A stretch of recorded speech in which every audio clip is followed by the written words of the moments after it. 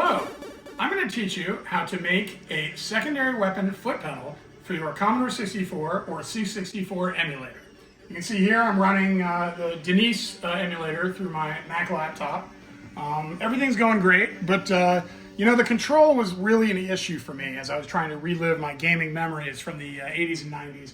I never really liked the game pads, never got into them, and every USB joystick, Atari style joystick I bought, just didn't do the trick. This Trooper 2 by Hyperlink, this thing broke. The stick literally broke off after about a week. And the other one I found, which was called the Speed Link or something, a big red thing. The switches were too stiff, it was micro switches. I hated it. So the only solution was to go back and get the original hardware that I used to use. I acquired this gorgeous Suncom Slick Stick, my favorite joystick of all time, due to its sturdy construction, its small form, and its responsiveness. Then I got this little adapter from iCode. These are cheap, and this is a USB adapter, Atari style input to USB adapter. It works great. And then it goes in here, boom.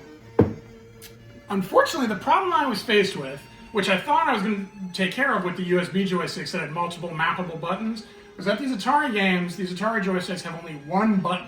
And as any Commodore 64 veteran knows, a lot of these games have a secondary weapon or feature that you have to activate with the spacebar. That was always the bane of my existence back in the old days. It's really tough to play these arcade-style games and then remove your hand, smack the spacebar. And this thing is way smaller. It's probably half the size of the Commodore spacebar. Plus, it's got this pad over here. It's no good. So, I did what I did back in the old days, back in the early 90s when I figured this out. You want your original joystick, whichever one you're going to use. Then you want an Atari-style joystick, an original Atari joystick. You can get them cheap. You open it up, you take the stick off, and what you're left with is this. Basically the button and no stick. I put these on for a little extra grip on the floor. You know, that's up to you. And this tells me where the button is. So how this works is I've now turned this into a foot pedal. And it goes down on the floor, and when I hit it, it's going to operate the spacebar. On the original Commodore, it just worked. On this one, you have to map it. I'll show you after this is done, kind of how you can do that. But it's all pretty easy. It just takes a little bit of trial and error. So let me show you how this works. I'm putting this thing down on the floor. Works best with bare feet, so you know, you might want to go with that. All right, we're going to fire Green Beret, one of the great arcade classics on the Commodore. Primary weapon is, of course, your knife, which you use to stab the Russians. But you can get these weapons whenever you find a guy in a white suit. All right, now I'm going to show you how to do it with the foot pedal. And you can see I can alternate easily between my primary weapon, my knife, and my flamethrower. And this is the way this game is meant to be played. You don't have to sweat it. You don't have to switch back and forth. You don't have to camp out on the space bar. You can really play it as God intended, free of all encumbrance. And you can see this works for any Commodore game where you've got a secondary weapon. And it's really the best solution unless you want to use a gamepad or one of these other crappy joysticks that's going to suck and break. So that's up to you. But if you want to use the original hardware, this is really...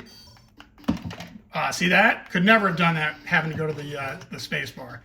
So again, this is how it works. All right, and here I'm going to show you Commando. As everybody knows, the space bar, the most efficient way to operate the grenades. But now we're using my foot pedal. And take that. As I shower these guys with grenades. Again, not distracting from my normal play. Hold on, let me get this captive here. Yeah, be free, be free. Get this guy, you gotta get this dude with the rocket launcher. Oh, I'm out of grenades! But I'm not out of grenades anymore. Again, throwing grenades with the foot pedal. You can see how efficient this is. And yeah, so that's Commando. Again, greatly improved game with the additional control afforded. See, look at that. Look at me throwing these grenades. Amazing. You could never do this in the old days with such deadly precision. But there you go. And you know, I'm giving this away for free. All right, so that's how it works. It's just that simple. This is a plug-and-play solution if you own an actual Commodore 64, if you're still in Browntown with the breadbasket.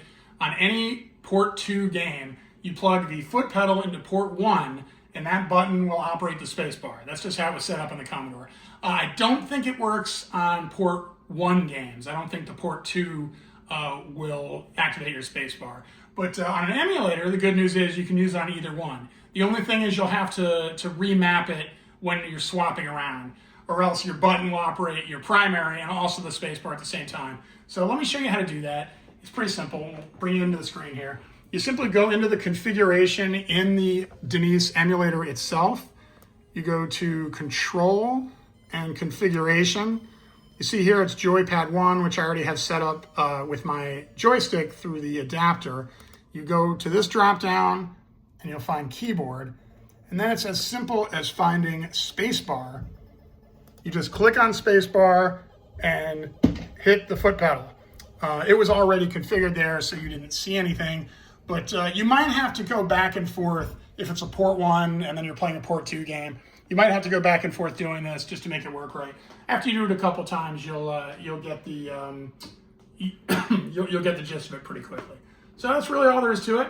I hope that this is good advice and helps you further your enjoyment of the Commodore 64 experience with the original joystick. This is really the only way to do it, and also have an easy to use secondary weapon. So thanks a lot, and happy gaming.